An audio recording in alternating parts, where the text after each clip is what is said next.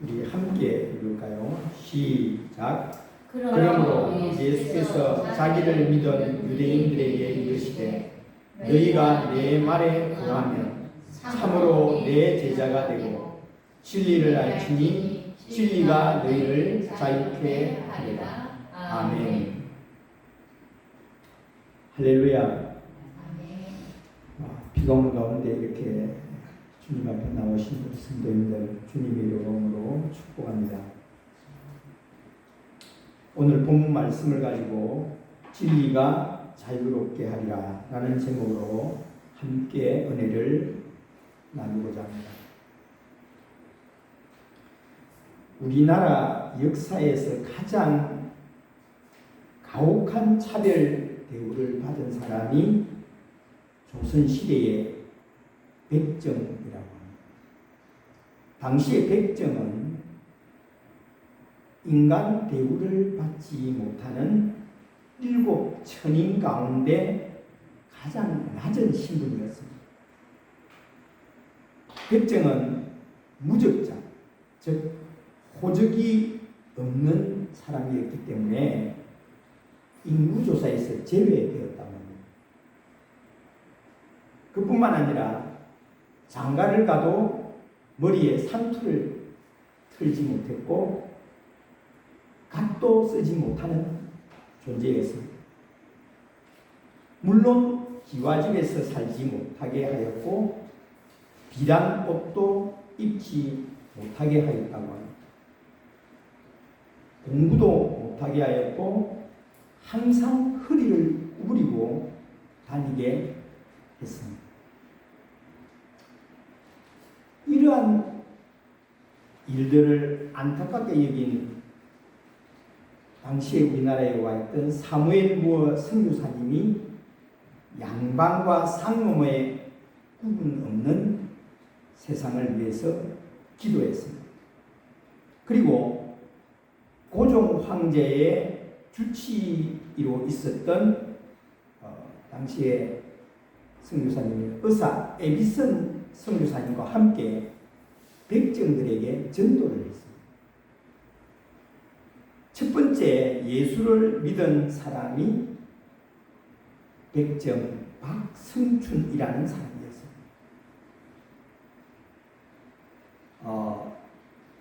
이분이 에비슨 선교사님이시고요.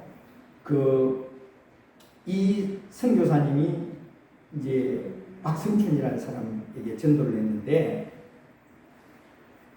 이 박성춘이라는 사람이 어떻게 해서 예수를 믿게 됐냐면요. 1894년에 당시에 전염병인 콜레라 중병에 걸려서 이 박성춘이 죽을 목숨이 위태로운 그런 죽음 직전에 있었던 것입니다. 이때에 사실 지금으로 치면 대통령 주치이지 않습니까? 고종 황제 주치인 이 에비슨 선교사님이 이 백정에게 가서 백정의 치료를 했습니다. 이 박성춘이 선교사님이 치료를 받고 목숨을 건졌던 것입니다. 그래서 박성춘은 당시에 본당골교회, 지금 서울에 있는 성동교회, 제가 몇 번 서울 올라가면 이 성동교회를 들러보는데요. 이 성동교회 출석하면서 예수를 믿었다고 합니다.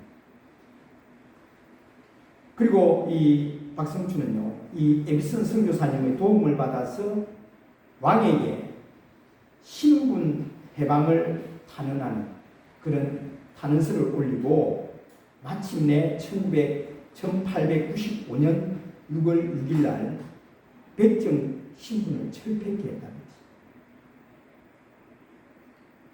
그리고 종의 신분에서 자유인이 되었습니다. 그리고 그의 아들 박서양, 한번 사진 보시죠. 이분이 박서양이라는 분인데 백정의 아들이죠. 이 아들이 에비슨 선교사님의 도움으로 당시에 세브란스 의전에 처음에는 청소부로 들어가가지고 이 에비슨 선교사님이 일을 시켜보고 애가 똘똘한지 지켜본 겁니다. 그래가지고 이 박서양이를 공부를 시켜서 이 박서양이 1908년 6월에 세브란스 의과대학 제1회 졸업생 7명 중에 한 사람이 되었습니다. 우리나라 최초로 제중원, 당시 제중원에서 일하는 서양 의사가 되었습니다. 그 후에 이 박서양은 세브란스 의전 교수를 했고요. 그리고 그 학생들을 가르치고 과학을 가르쳤고 나중에 독립운동가로 활동하였습니다. 1940년에 돌아가셨죠. 오늘 우리가 읽은 요한복음 8장 32절은 진리를 알지니 진리가 너희를 자유롭게 하리라고 했습니다.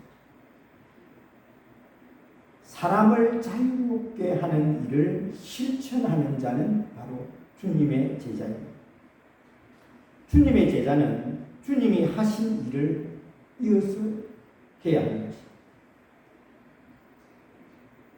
주의 영으로 더불어서 내 자신이 먼저 자유인이 된 후에 악한 제도나 여러 가지 죄의 포로에 눌려있는 사람들을 자유케 해야 하는 것이 바로 예수님의 우리의 사명이라는 것입니다.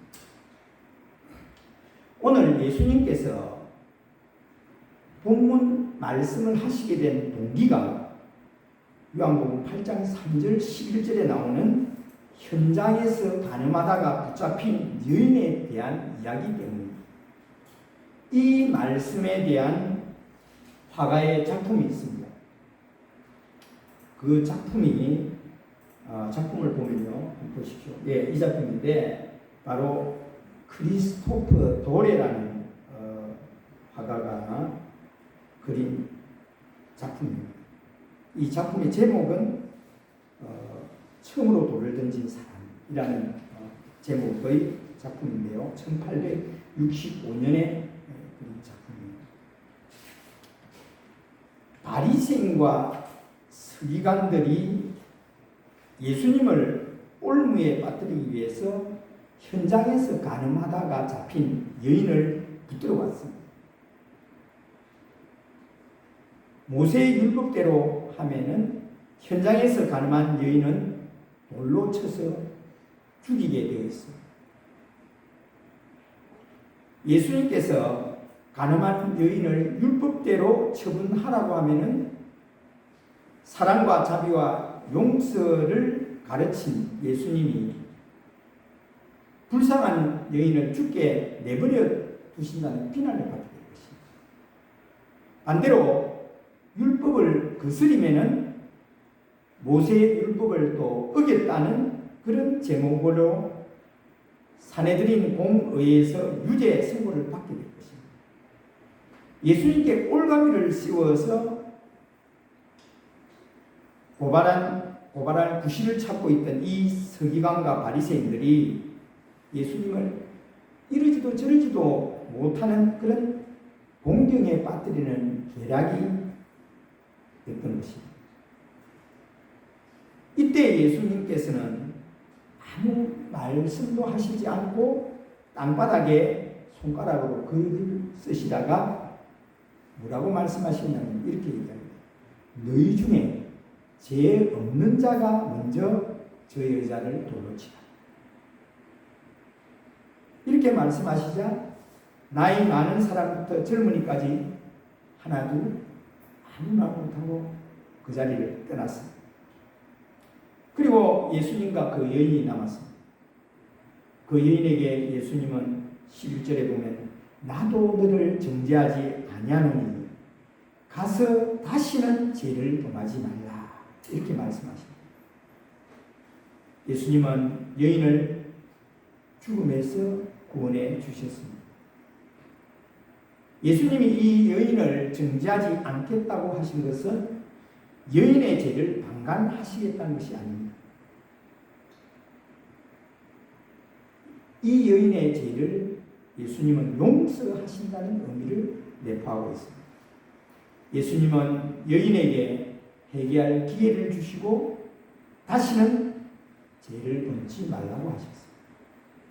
여기서 우리가 깨달을 수 있는 것은 예수님은 우리 인간들의 과거보다는 미래와 앞으로의 가능성에 더 관심을 가지고 계신 분이라는 것을 우리가 알 수 있습니다. 우리가 살아오면서 여러 가지 제약된 일에 빠질 수 있습니다. 그렇지만 그 죄를 지었더라도 우리는 그 죄를 깊이 철저히 회개하고 다시는 똑같은 죄를 범하지 않도록 몸부림치면서 주님 앞에 회개하고 주님 앞에 나아가야 된다는 것입니다. 오늘 본문 말씀 31절 상반절에 보니까 예수께서 자기를 믿은 유대인들에게 이르시되 이렇게 되어 있습니다. 이 말씀은 현장에서 가늠한 여인을 데려다가 예수님을 올무에 빠뜨리려고 하고 예수님의 말씀을 믿지 않는 그런 유대인들, 서기관, 바리새인들도 있었지만 그래도 예수님의 말씀을 믿고 따르는 유대인들도 있었다는 것입니다. 그들에게 예수님을 믿는 자들에게 31절 하반절에서 뭐라고 얘기합니다. 너희가 내 말에 거하면 참으로 내 제자가 되라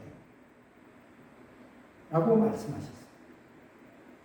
예수님의 말씀 안에 거해야만 예수님의 참 제자가 될 수 있고 진리이신 예수님을 알면은 그 진리가 너희를 자유케 한다는 이런 놀라운 선포의 말씀을 우리에게 하신 것입니다. 그러면 여기서 예수님의 말씀 안에 거한다는 말이 무슨 의미입니까? 첫째로 예수님의 말씀 안에 거한다는 것은요, 우리가 예수님의 말씀을 경청해야 한다는 것입니다. 우리의 생각은 멈추고 항상 하나님의 음성을 듣고 하나님의 뜻을 따라서 모든 일을 결정하는 것을 의미합니다. 둘째는 예수님께 항상 배운다는 의미입니다. 제자라는 단어는 배우는 자라는 뜻입니다. 계속 말씀을 공부하고 묵상해서 하나님의 뜻을 알아 실행하는 사람을 말합니다. 우리가 늘 말씀을 묵상하고 말씀 가운데서 주님의 뜻을 실천해야 한다는 거죠. 본문 32절에서는 진리를 알지니 진리가 너희를 자유롭게 하리라. 진리를 알라고 말씀하고 있습니다. 왜 진리를 알라고 말씀합니다? 진리가 너희를 자유롭게 하기 때문이라고 말씀하고 있습니다. 자유의 반대는 구속입니다. 자유는 방종이 아닙니다. 요즘 많은 사람들이 우리 대한민국은 자유민주주의 국가이다. 자유민주주의 국가이기 때문에 내 마음대로 모든 것을 할 수 있다고 생각합니다. 그러나 그것은 잘못입니다. 자유가 내게 주어졌다고 내 마음대로 할 수 있는 것이 아니라 주어진 법의 테두리 내에서 나의 구속이 자유하다는 것입니다. 자유는 그 주어진 법의 테두리라는 경계선이 있듯이 예수님을 믿는 우리에게도 하나님이 주신 말씀이라는 테두리가 있습니다. 그래서 그 말씀의 테두리, 말씀의 범위 안에서 우리에게 주어진 행동과 마음이 자유를 누릴 수 있다는 것입니다. 그러면 우리 성도들에게 있어서의 말씀의 테두리는 무엇입니까? 바로 진리가 무엇인지를 우리가 알 때에 이 해답을 얻을 수 있습니다. 우리 성도들은 진리 안에 있을 때 자유를 누릴 수 있습니다. 진리를 알 때 진리가 우리를 자유롭게 한다는 것입니다. 진리 안에 있을 때에만 우리가 자유를 누릴 수 있다는 것인데, 그러면 도대체 진리가 무엇이길래 우리에게 자유를 줄 수 있다고 말합니다. 이 진리는 첫째는 바로 예수 그리스도가 진리입니다. 우리가 잘 아는 말씀입니다. 요한복음 14장입니다. 예수께서 가라사대 내가 곧 길이요 진리요, 예수님이 자신이 진리라고 얘기하죠. 진리요 생명이요 나로 말미암지 않고는 아버지께 오를 자가 없느니라. 예수님이 진리십니다. 예수님이 진리이기 때문에 예수 그리스도로 말미암지 않고는 우리가 하나님 아버지께로 갈 자가 아무도 없다는 것입니다. 하나님께서 애굽에 포로되었던 이스라엘 백성을 자유케 한 것처럼 예수 그리스도께서 사단의 권세에 포로되어 있던 우리를 자유케 하시고 구속해 주셨습니다. 십자가의 보혈로 단번에 우리를 구속하셨습니다. 이 진리이신 예수 그리스도를 내가 믿고 의지하고 살아간다는 것이 우리에게 얼마나 큰 축복인지 우리가 깨달아야 합니다. 많은 사람들이 이 진리를 모른 채 진리가 아닌 비진리를 쫓아서 살아가고 있습니다. 이들이 얼마나 불행하고 불쌍한 사람들입니다. 내가 예수 그리스도를 나의 구주로 믿고 살아가는 이것이 우리에게는 가장 큰 행복이라는 사실을 우리가 깨달아야 합니다. 둘째는 진리는 하나님의 말씀이 곧 진리입니다. 시편 151절은 이렇게 말씀합니다. 주의 모든 계명은 진리입니다. 모든 계명이 진리라고 말씀합니다. 요한복음 17장 17절은 이렇게 말씀합니다. 저희를 진리로 거룩하게 하옵소서. 아버지의 말씀은 진리입니다. 말씀이 진리라고 말씀합니다. 오늘 본문 31절 하반절에서도 너희가 내 말에 거하면, 하나님 말씀 안에 거하면 참으로 내 제자가 되고 진리를 알지니 진리가 너희를 자유롭게 한다. 이렇게 말씀하고 있습니다. 내 말에 거한다는 말이 무슨 말입니까?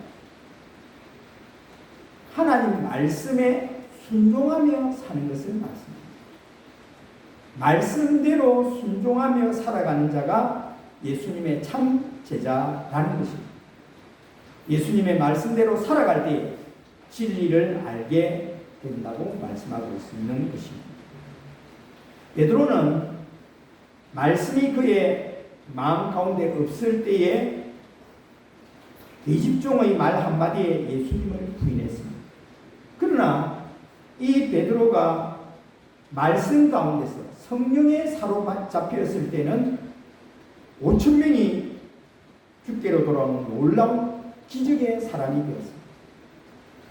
말씀에 붙잡혀서 하나님이 사용하시는 진리의 사람이 되었던 것입니다. 그리스도인이 살아가는 삶 역시 말씀 가운데서 말씀에 사로잡혀 살아가야 한다는 것입니다. 말씀에 붙잡혀 살아가려면 우리는 말씀 묵상을 생활화해야 합니다. 내가 항상 말씀 가운데 거하고 있는지 우리 자신을 한번 돌아봐야 할 것입니다. 진리가 무엇입니까? 셋째는 성령이 곧 진리라고 말씀하고 있습니다. 요한 1서 5장 5절부터 6절 말씀은 이렇게 말씀합니다. 요한 1서 5장 5절 6절 말씀 보면 우리 다 같이 한번 읽어볼까요? 시작. 예수께서 하나님의 아들이심을 믿는 자가 아니면 세상을 이기는 자가 누구냐? 이는 물과 피로 임하신 이시니 곧 예수 그리스도시라. 물로만 아니요 물과 피로 임하셨고 증언하는 이는 성령이시니 성령은 진리입니다. 성령이 진리라고 말씀하고 있습니다. 아멘. 성령이 진리. 요한복음 14장 17절은 또 이렇게 기록되어 있습니다. 저는 진리의 영이라. 세상은 능히 저를 받지 못하나니 이는 저를 보지도 못하고 알지도 못합니다. 그러나 너희는 저를 아나니 저는 너희와 함께 거하시며 또 너희 속에 계시겠습니다. 성령은 진리의 영입니다. 요한복음 15장 26절은 내가 아버지께로서 너희에게 보낸 보혜사 곧 아버지께로서 나오시는 진리의 성령이 오실 때에 그가 나를 증거하실 것이다. 진리의 성령이라고 말씀합니다. 요한복음 16장 13절은 또 이렇게 말씀합니다. 그러하나 진리의 성령이 오시면 그가 너희를 모든 진리 가운데로 인도하시리니 그가 자의로 말하지 않고 오직 듣는 것을 말하시며 장래일을 너희에게 알리시리라. 우리는 성령님의 도움 없이는 하나님을 만날 수가 없습니다. 성령님을 통해서 예수님도 만날 수 있습니다. 성령님은 인격적인 하나님이십니다. 우리가 기도를 할 때 성령님에 대해서 성령을 부르면서 기도하고 얼마나 많이 하는지 한번 돌아보십시오. 사실 의외로 성령님에 대한 기도를 우리가 적게 한다는 사실을 제 같은 경우는 발견했습니다. 성령님이 우리 마음 가운데서 우리를 다스리시고 그 인격적인 성령 하나님이 우리와 항상 동행하고 있다는 사실을 우리가 깊이 깨달아야 합니다. 날마다 우리는 성령의 음성에 귀를 기울여야 합니다. 그리고 성령님의 도우심을 구해야 합니다. 성령님은 우리의 위로자이시고 우리의 상담자이십니다.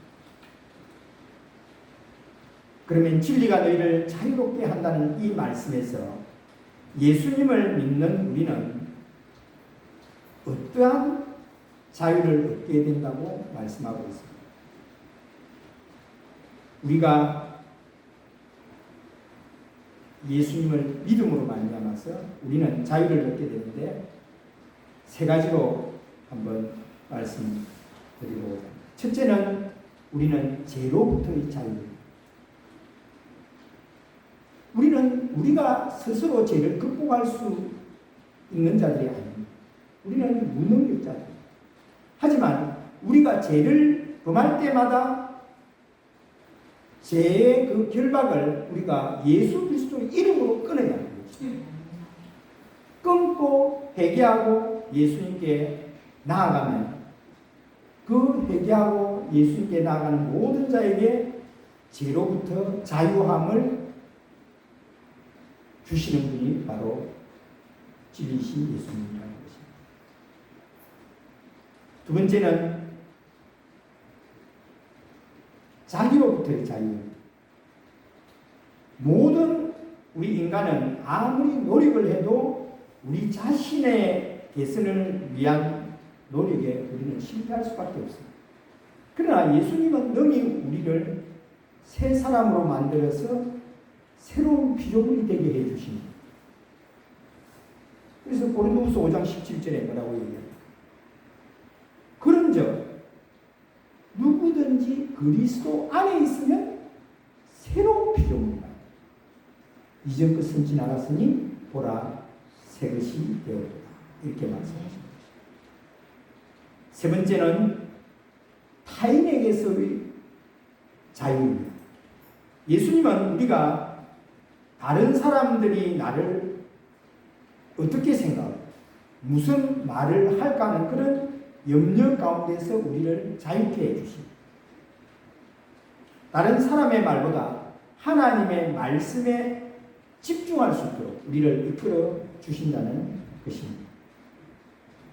많은 사람들이 진리의 소중함을 알면서도 진리 가운데로 들어가지 못하고 진리를 깨닫지 못하는 그런 가장 큰 이유가 있습니다.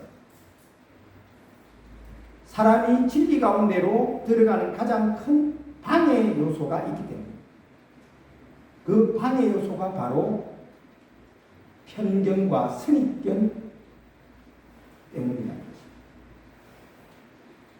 사람들은 보통 외적인 것으로, 외적인 조건으로 사람들을 평가합니다.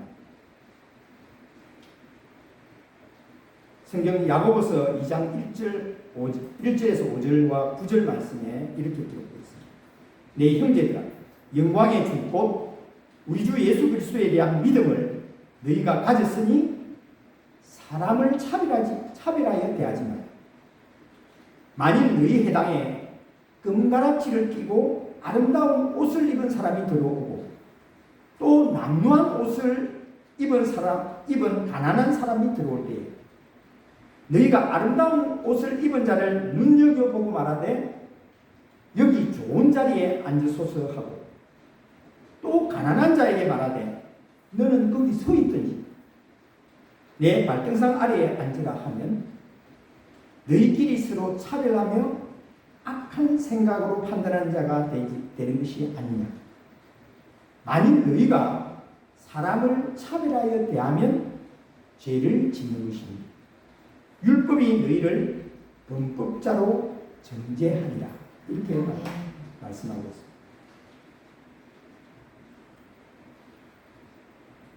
과학기술처 장관을 지낸 정근모 장모님 직접 제가 간증을 들었습니다. 이 정근모 박사님이 장관 시절에 하루는 개인 볼 일이 있어서 장관 관용차가 아닌 자신의 프라이드 자가용으로 자기 아내와 함께 워크힐 호텔에 갔다고 합니다. 호텔 입구에서 차를 세웠는데 그 호텔 입구에 근무하는 차량 관리 호텔 직원이 호텔 앞에 차를 세웠다고 호각을 삑 불면서 빨리 차 빼라고 시야로 내려가라 야단을 치더라는 것입니다.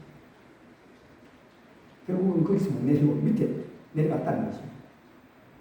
며칠 후에 공무로 볼 일이 있어서 그 호텔에 잠깐 관용차를 타고 갔다고 합니다.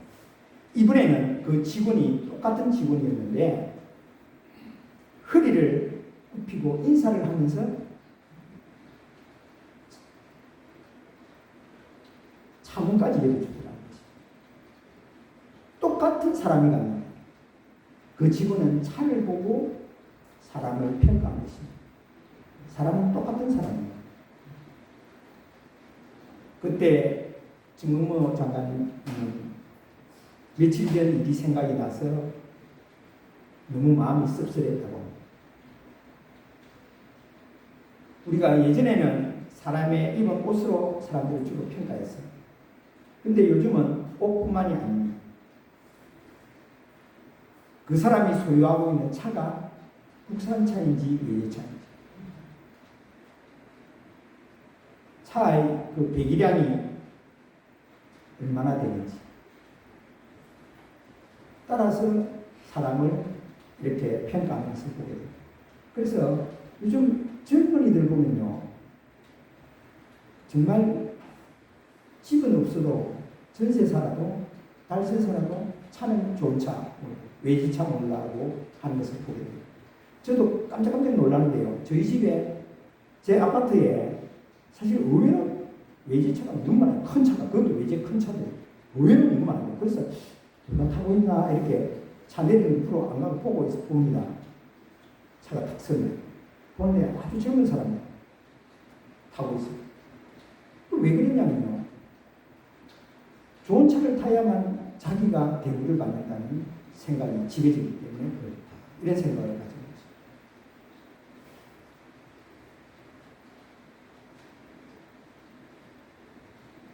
차뿐만이 아닙니다. 우리는 그 사람의 어떤 지위, 학벌, 돈 이런 보이는 것으로 사람을 평가하고 단정 지은 경우를 많이 보게 됩니다.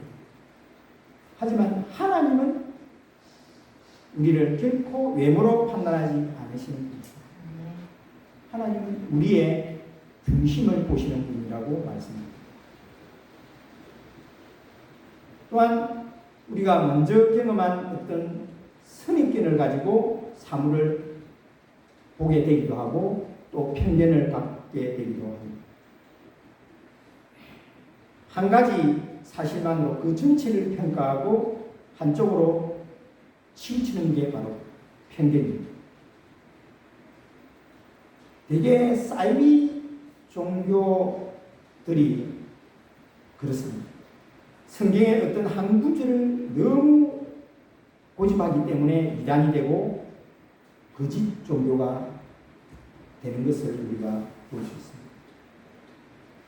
예를 들면 구원파.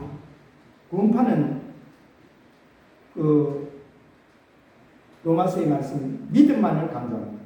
그래서 그 구원파들은 뭐라고 얘기하냐면요.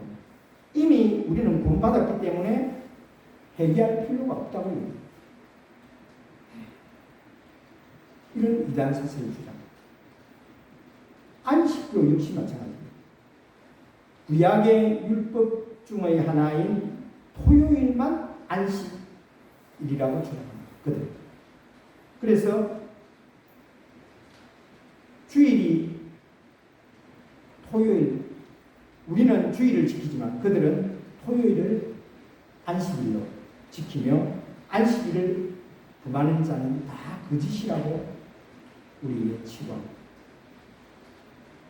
이렇게 편견을 가진 것입니다. 왜 우리가 자유함이 없습니까? 우리가 자유함이 없는 것은요, 우리가 세상에 있는 것들에 너무 얽매여 있기 때문에. 요한 1서 2장 15절 16절에 세상에 있는 것들에 대해서 이렇게 설명합니다. 한번 다 같이 읽어볼까요? 시작. 이 세상이나 세상에 있는 것들을 사랑하지 말라. 누구든지 세상을 사랑하면 아버지의 사랑이 그 안에 있지 아니하니 이는 세상에 있는 모든 것이 육신의 정욕, 안목의 정욕과 이생의 자랑이니 다 아버지께로부터 온 것이 아니요 세상으로부터 온 것이다. 아멘. 이 세상에 있는 것들은 바로 육신의 정욕, 안목의 정욕, 이생의 자랑입니다. 세상 사람들이 가지고 싶은 것을 우리가 똑같이 내 정욕을 채우려 하기 때문에 우리도 자유함이 없다는 것입니다. 세상 정욕에 얽매여 살아가기 때문에 우리 안에 자유함이 없습니다. 돈 때문에, 명예 때문에, 권력 때문에, 자식 욕심 때문에 우리는 자유함을 누리지 못하고 살아갈 때가 있습니다. 또한 우리는 자족하는 마음이 우리 안에 없기 때문에 우리는 자유함을 누리지 못합니다. 우리는 하나님이 우리에게 주신 것들에 만족하고 감사하며 살아야 합니다. 내 욕심을 채우기 위해서 한없이 육신의 욕망만을 추구할 때에 내 안에 만족이 없고 늘 부족하고 불평과 원망이 나를 다스리고 지배하게 됩니다. 불평과 원망 가운데 있기 때문에 우리는 자유함을 누리지 못하고 살아가는 것입니다. 예수 그리스도 한 분만으로 우리가 만족하며 우리는 살아가야 합니다.